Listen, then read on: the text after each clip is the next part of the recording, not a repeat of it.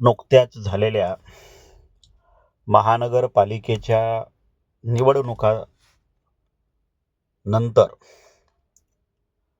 जे निकाल आले, खरं तर महाराष्ट्राची वाटचाल कट्टरतावाद आणि धार्मिक राष्ट्रवादाच्या बाजूनं होताना दिसत आहे. याला सेक्युलरवाले सुद्धा तितकेच जबाबदार आहेत. ते जबाबदार नाहीत असं मी म्हणत नाही. कालपासून निकाल लागल्याच्या नंतर काल रात्रीपासूनच महाराष्ट्रामध्ये MIMनी जवळपास 100 ते 125 जागा महानगरपालिकेच्या जिंकलेल्या आहेत. आणि खरं तर ही त्यांची वाटचाल विधानसभेमध्ये 50 आमदार, लोकसभेमध्ये सुद्धा खासदार वाढवण्याच्या दृष्टिकोनातून चालू आहे. मुळात याचं कंपॅरिझन वंचित बहुजन आघाडी, अर्थातच सगळ्या बाबासाहेब आंबेडकरांना मानणाऱ्या पॉलिटिकल पार्टीज ज्या आहेत ना, ह्या सगळ्या पॉलिटिकल पार्टीज बरोबर MIM ह्या एकाच पक्षाचं कंपॅरिझन केलं जात आहे. म्हणजे MIMनी इतक्या जागा निवडून आणल्या. बाबासाहेब आंबेडकरांच्या नावानं चालणारी जी काही पक्ष आहेत, संघटना आहेत, ह्यांच्याकडून जी अपेक्षा आहे MIMच्या धर्तीवर, तर ती अपेक्षा जास्त आहे. आणि MIMनी ज्या जागा निवडून आणलेल्या आहेत त्याच्यापेक्षा जास्त जागा आपल्या आल्या पाहिजेत अशी बऱ्याच लोकांची भूमिका आहे. असणं साहजिक आहे, असायलाही पाहिजे, त्यात दुमत नाही आहे. पण आपण कुठं चुकलोय नेमकं याचा सुद्धा आपण कुठंतरी विचार करणं काळाची गरज आहे. बाबासाहेब आंबेडकर प्राचीन भारतातील क्रांती आणि प्रतिक्रांती या पुस्तकामध्ये सरळ सरळ लिहितात की भारताचा जो इतिहास आहे, कसा आहे की जो समाज आपला इतिहास विसरतो तो समाज भविष्य कधीच घडवू शकत नाही, है ना. आणि त्या दिशेनं आपली सध्या वाटचाल चालू आहे. आपण आपला इतिहास विसरलेली लोक आहोत. सम्राट अशोक जितका सहनशील झाला नव्हता त्यापेक्षा कितीतरी पटीनं आपण सहिष्णू झालेलो आहे. सहनशीलता आपली इतकी वाढलेली आहे की आपल्या धर्मामध्ये यावं आणि कोणीही काहीही कालवावं, त्याचा संबंध कुठेही जोडावा आणि आपण त्याला डोक्यावर घेऊन नाचावं, अशी परिस्थिती आज निर्माण झालेली आहे. असो, बाबासाहेब आंबेडकर प्राचीन भारतातील क्रांती आणि प्रतिक्रांती या ग्रंथामध्ये म्हणतात की भारताचा जो इतिहास आहे हा इतिहास बुद्ध धर्म, धम्म आणि ब्राह्मण धर्म म्हणजे वैदिक धर्म, ब्राह्मणवाद आणि बुद्धिझम यांच्यातला सांस्कृतिक संघर्ष आहे. मुळात या संघर्षात मुस्लिम धर्माची म्हणजे इस्लामची जी एंट्री आहे ही फार नंतर आहे. पण पहिली एंट्री जी आहे ती बुद्धिझम वर्सेस ब्राह्मणिझमची आहे. आणि हे स्टेटमेंट बाबासाहेब आंबेडकर 1947ला तर ह्या पुस्तकामध्ये लिहितातच. पण त्यानंतर बाबासाहेब आंबेडकर जेव्हा माझ्या मते इथं आले होते, देहू रोड धम्मभूमी येथे, आणि तिथं बाबासाहेब असं म्हणाले होते की तिथं बाबासाहेबांच्या हस्ते बुद्धमूर्तीची स्थापना झालेली आहे. तिथं बाबासाहेब असं म्हणाले की मी आज तुम्हाला असा देव देतोय की हा देव खरं तर या देशातला ब्राह्मणवाद उद्ध्वस्त केल्याशिवाय राहणार नाही, पण कदाचित ते पाहायला मी जिवंत राहणार नाही. हे बाबासाहेब आंबेडकरांचे वाक्य जशाला तसे आहेत. मग बाबासाहेब आंबेडकरांनी इतकं सारं सांगितल्याच्या नंतर सुद्धा, इतकं स्पष्ट सांगितल्याच्या नंतर सुद्धा, इतकं क्लिअर सांगितल्याच्या नंतर सुद्धा आपण आपला शत्रू निर्धारित करून काम करू शकलो नाही, ही सर्वात मोठी खंत आहे. आपल्याला मुस्लिमही आपलाच वाटतो, ब्राह्मणेतर हिंदूही आपलाच वाटतो, ब्राह्मणही आपलाच वाटतो, है ना, आदिवासीही आपलाच वाटतो. पण त्यांना आपण खरंच त्यांचे वाटतो का, हा प्रश्न कधीच आपण स्वतःलाही विचारला नाही आणि इतरांनाही सांगितला नाही. आपल्याला ते आपले वाटतातच, त्यात दुमत नाही, कारण तेवढं हृदय आपलं बाबासाहेब आंबेडकरांमुळे मोठं झालेलं आहे की आपण भारतातल्या प्रत्येक नागरिकाला आपल्या हृदयामध्ये प्रेमाचं स्थान दिलेलं आहे. पण इतरांनी ते स्थान आपल्यासाठी राखीव ठेवलेलं आहे का, दिलेलं आहे का, हा सुद्धा महत्वाचा विषय. बाबासाहेब आंबेडकर 14 ऑक्टोबर 1956 म्हणतात की बुद्धाशिवाय भारताला तरी पर्याय नाही, इव्हन जगाला सुद्धा पर्याय नाही. मग जगाला बुद्धाशिवाय पर्याय नाही, बुद्धाशिवाय भारतातला ब्राह्मणवाद कोणी उद्ध्वस्त करू शकत नाही, ही बाबासाहेब आंबेडकरांची स्टेटमेंट आपण नेमकं कुठल्या वेशीवर नेऊन टांगली, हा सुद्धा विचार होणं काळाची गरज आहे. आपण बुद्ध नेमका कुठं सोडलाय त्याला शोधणं गरजेचं आहे. बुद्ध दलित पॅन्थरमध्ये दिसतोय का, कांशीराम मायावतींनी तो चोरलाय का, किंवा कांशीराम मायावतींनी बुद्धापासून तुम्हाला लांब केलंय का दलित पॅन्थरवाल्यांनी लांब केलंय का, बाबासाहेब आंबेडकरांच्या बौद्ध धर्म स्वीकाराच्या नंतर बुद्धच अस्पृश्य तर झाला नाही. बुद्ध अस्पृश्य तर झाला नाही ना, कारण इथला ब्राह्मणवाद फक्त बुद्ध गाडणार होता. त्यासाठी शाहू असतील, शाहू महाराज असतील, फुले असतील, किंवा अन्य हिंदू धर्मातील ब्राह्मणेतर समाज सुधारक ब्राह्मणवाद गाडू शकत नव्हते, कारण त्यांच्यात तेवढी कॅपॅसिटी नव्हती. हे बाबासाहेब आंबेडकरांना कळालं होतं, म्हणून ते म्हणाले होते की मी आज तुम्हाला असा देव देतोय. देव म्हणजे बुद्धाला बाबासाहेब आंबेडकरांनी त्या काळात वापरलेला शब्द आहे, लोकांना समजावं म्हणून. नाही तर तुम्ही तुमच्या विष्णूच्या अवताराकडे बुद्धाला नेऊ नका, कारण बुद्ध हा विष्णूचा समर्थक नव्हता. म्हणजे ही जी बुद्धाला बाबासाहेब आंबेडकरांनी भारताच्या पटलावर जे आणून ठेवलं होतं, नेमका हा बुद्ध आपण विसरलोय. मुस्लिम आज त्यांच्यामध्ये धार्मिक बंधुभाव निर्माण करण्यामध्ये यशस्वी झालेले आहेत. हिंदू आज त्यांच्यामध्ये धार्मिक बंधुभाव निर्माण करण्यामध्ये यशस्वी झालेले आहेत. मग बौद्धांमध्ये धार्मिक बंधुभाव का नाही, हा प्रश्न उपस्थित झालेला आहे. आणि ह्याचं कारण आपण आज राजकीय दृष्ट्या हिंदूंपेक्षा तर मागे आहोत, तो डिफरंट पार्ट झाला, मुस्लिमांपेक्षा सुद्धा मागे पडत आहोत. हा अतिशय चिंतनाचा विषय आहे.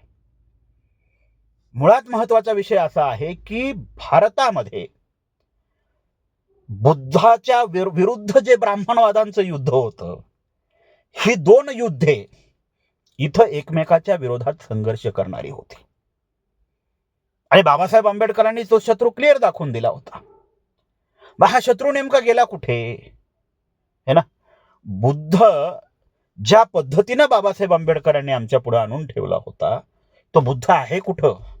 त्या बुद्धाची समता, स्वातंत्र्य, न्याय, बंधुता, नैतिकता ही मूल्ये आमच्यामध्ये का रुजली नाहीत? आज MIMनी जो निकाल दिला त्यावर आपण भाष्य करतो, पण आपल्यातलाच सोमस, आपल्यातलाच अंधवन, आपल्यातलाच लाडवण, आपल्यातलाच विणकर लाडवणाला मतदान करत नाही, लाडवण विणकराला मतदान करत नाही, विणकर सोमसाला मतदान करत नाही, सोमस अंगतकोळ्याला मतदान करत नाही. म्हणजे बाबासाहेब आंबेडकरांनी जी जात व्यवस्था संपवण्याची घोषणा केली होती, मुळात ही जात व्यवस्था आपण आपल्यातली संपवली का?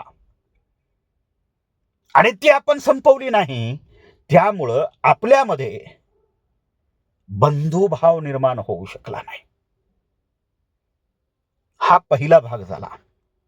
दुसरा, बाबासाहेब आंबेडकरांच्या चळवळीमध्ये जी भेसळ झाली, जी कांशीरामच्या रूपाने झाली, मायावतीच्या रूपाने झाली, दलित पॅन्थरच्या रूपाने झाली, मराठा सेवा संघाच्या रूपाने झाली, है ना? ही भेसळ जी निर्माण करण्यात आलेली आहे बाबासाहेब आंबेडकरांच्या चळवळीमध्ये, या भेसळीमुळं आपण बौद्ध लोक बुद्धापासून थोडंसं लांब गेलेलो आहे. आज आपल्याला बुद्धाजवळ येण्याची गरज आहे, आणि बुद्धाशिवाय पर्याय सुद्धा नाही. हे बाबासाहेब आंबेडकर तेव्हा चांगले होते, आणि मी सुद्धा तुम्हाला आज सांगतोय. या देशामध्ये जर या देशाचे तुकडे होऊ देऊन त्याला धर्मराष्ट्र होऊ द्यायचं नसेल, किंवा दोन धर्माचे राष्ट्र इथे निर्माण होऊ द्यायचे नसेल, तर बौद्धांना प्रथम एक होणे काळाची गरज आहे. कारण बाबासाहेब आंबेडकरांच्या डोक्यामध्ये बुद्ध होता म्हणून हा देश मुस्लिमांव्यतिरिक्त सुद्धा एक संघ आजपर्यंत राहिलेला आहे, बाबासाहेब आंबेडकरांमुळे. नाहीतर कधीच या देशाचे अजून अनंत तुकडे झाले असते. ते झालेले नाही आहेत आणि ते होऊ द्यायचे नाहीत, यासाठी बाबासाहेब आंबेडकरांनी बुद्ध दिला होता. आम्ही तो बुद्ध वाऱ्यावर सोडून दिलेला आहे. बुद्धाबद्दल आम्ही नैतिक राहिलेलो नाहीत, बुद्धाबद्दल आम्ही प्रामाणिक राहिलेलो नाही आहेत, बुद्धाच्या सिद्धांतांबद्दल आम्ही प्रामाणिक राहिलेलो नाही आहोत.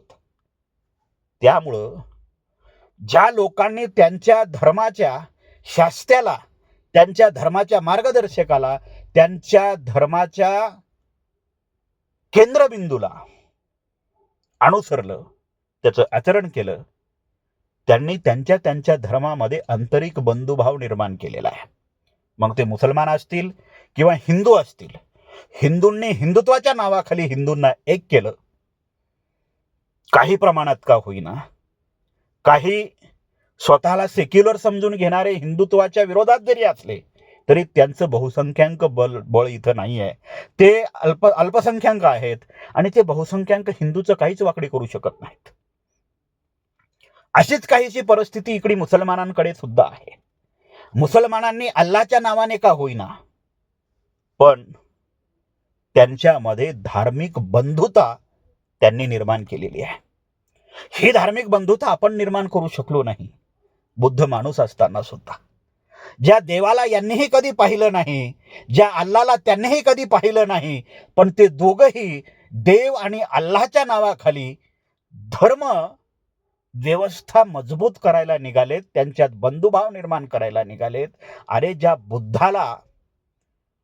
बुद्धाने स्वतःला देवही मानलं नाही, ईश्वरही मानलं नाही, अल्लाही मानला नाही किंवा कोणाचा प्रेषितही मानला नाही, त्या बुद्धाला मात्र आम्ही वाऱ्यावर सोडलंय.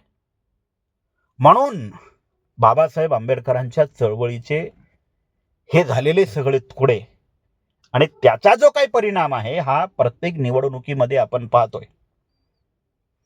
काही लोकांना वाटतं कांशीरामची चळवळ म्हणजे बाबासाहेबांची चळवळ, मायावतीची चळवळ म्हणजे बाबासाहेबांची चळवळ, तिकडं वामन मेश्रामची चळवळ म्हणजे बाबासाहेबांची चळवळ है ना, इकडं प्रकाश आंबेडकरांची चळवळ म्हणजे बाबासाहेबांची, तिकडं आठवलेंची चळवळ म्हणजे बाबासाहेबांची, इकडं अन्य जे आपल्या सुलेखा कुंभारेची चळवळ म्हणजे बाबासाहेबांची चळवळ.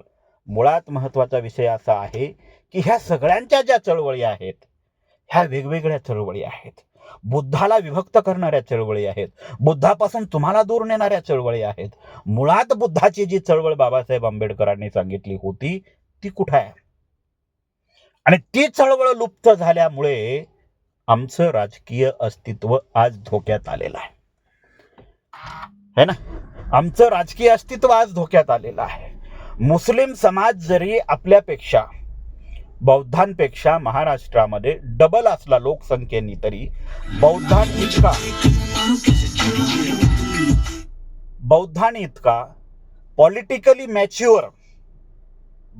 इतका पॉलिटिकली प्रगल्भ आणि मॅच्युअर मुस्लिम समाज नाही आहे.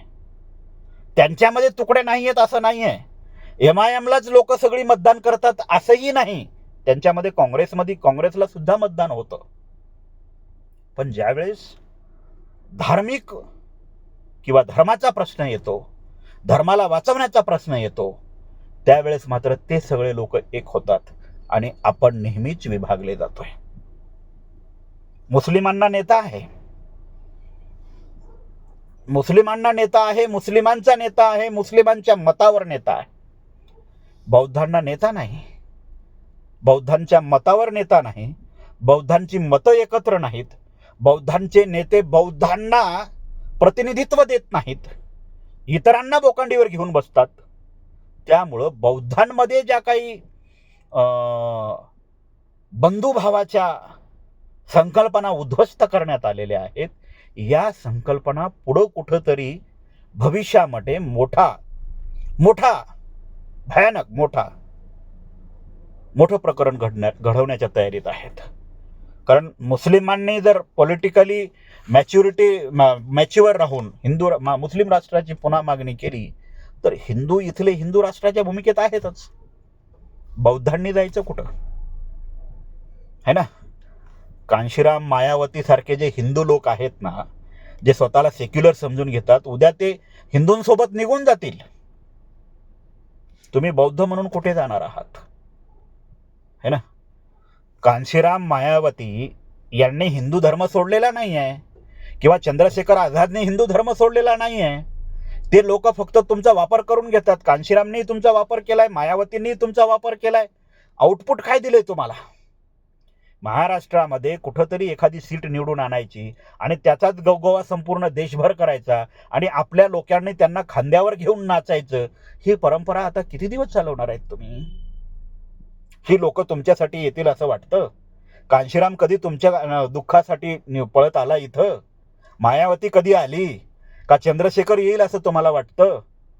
मग आपला जो होट आहे, आपलं जे मतदान आहे, आपलं जे अर्थदान आहे, आपलं जे मनुष्यबळ आहे, हे बौद्धांव्यतिरिक्त लोकांना मोठं करण्यामध्ये जे आपण वाया घालतोय ना, याची फळं आज आपण चाखतोय. एखादा बौद्ध नेता मोठा करण्यामध्ये जर आपण सुरुवातीपासूनच बाबासाहेब आंबेडकरांच्या नंतर भूमिका घेतली असती, तर आपलं एक बेसिक स्ट्रक्चर उभं राहिलं असतं, बेस उभा राहिला असता. आपल्या चळवळीला आता बेसच राहिलेला नाहीये, है ना. त्यामुळं बुद्धाची जी काही चळवळ होती, ती चळवळ आता पूर्णपणे इथून लयास गेलेली दिसते. त्यामुळं आमच्यातला जो बंधुभाव आहे तो संपुष्टात आलाय, आणि तो संपुष्टात आल्यामुळे त्याचं मतामध्ये रूपांतर होताना त्रास होतोय. मुस्लिमांमध्ये बंधुभाव आहे, धार्मिक बंधुभाव आहे. बंधुभाव हा धर्माच्या नावाने का असेना पण आहे. हिंदूंमध्ये धर्माच्या नावाने का असेना पण बंधुभाव आहे. त्यामुळे ते हिंदूंना निवडून आणण्यासाठी, हिंदुत्ववाद्यांना निवडून आणण्यासाठी जीवनाची पराकाष्ठा करतात. मुस्लिमांमध्ये सुद्धा सेम तेच आहे. अशी परिस्थिती बौद्धांमध्ये नाही. त्याची फळं आज आपण चाखतोय. बौद्धांची लोकसंख्या महाराष्ट्रामध्ये 9 ते 10 लाखापर्यंत आहेच ना. चला, मुस्लिमांची 14 ते 15 लाखापर्यंत आहे. त्यामध्ये मुस्लिमांनी यावेळेस समजा 7 लाख लोकांनी कमीत कमी 50 नगरसेवक तरी निवडून आणायला पाहिजे, तरी आले नाहीत. 10-15च्या वर बौद्धांचे नगरसेवक नाही आहेत. मुस्लिमांनी तिथेच 125 का 26 नगरसेवक निवडून आणलेले आहेत. हा त्यांच्यातील बंधुभाव दाखवतोय तुम्हाला, आणि हे त्यांच्याकडून शिकण्याची गरज आहे. आज ओवेसी सोबत कोणी येवो की न येवो, त्याला खात्री आहे तो त्याच्या समाजासाठी लढतोय, तो त्याच्या समाजाचा नेता आहे. पण आपल्याकडे तसं नाही आहे.